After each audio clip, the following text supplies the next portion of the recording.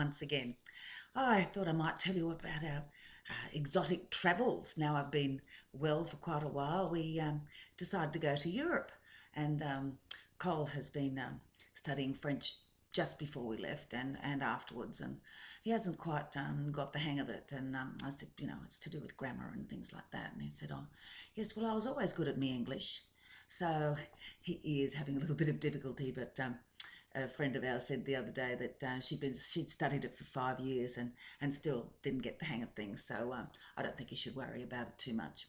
Anyway, while we were in Paris, we decided we should get out of the city because we travelled to France and, of course, spent most of our time in Paris prior to having a little trip along the Seine, which was very nice.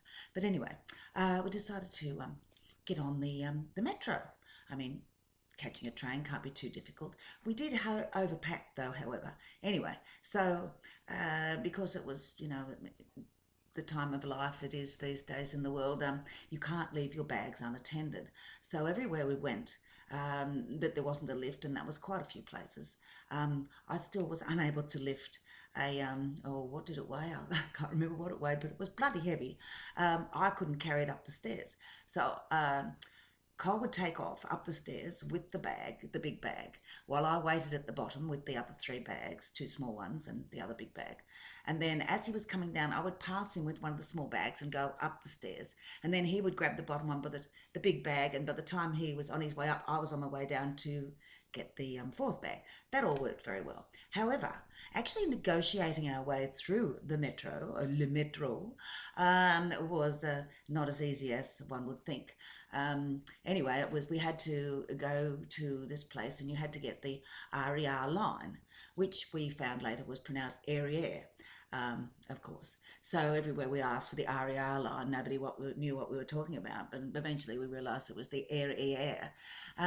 However, we got the directions. We look on the big map on the wall, as you do in Brisbane or Sydney or any other city in Australia, and it tells us to go to platform 2. So rightio, we go heading towards platform 2 and heading and there's platform 2, but there's 2 stairs to platform 2, and then we realise we don't know which direction we're going. So we're looking after my daughter's dog at the moment. It's lovely having 2 small dogs, not. Anyway, so I said, look, will you wait here with all the suitcases because they can't be left unattended, and I will go up through the turnstile. I'll go up and go and ask somebody for assistance. I'll go through the turnstile and ask for assistance. Anyway, I'll go up there, realise I haven't taken my ticket to get through the turnstile, so I go back down and I get the ticket off him. Then I go back up. It's a good thing I was healthy, or am healthy now. And I go back up again and I put my ticket in the turnstile and won't let me through. And everybody's going backwards and forwards. And of course, guess where the assistant is? On the other side of the turnstile. So I can't get through there to say what's wrong with my card and which one of the number 2 platforms do we go to, right or left. Anyway, I'm watching for a while and I'm thinking, oh my God, this is ridiculous.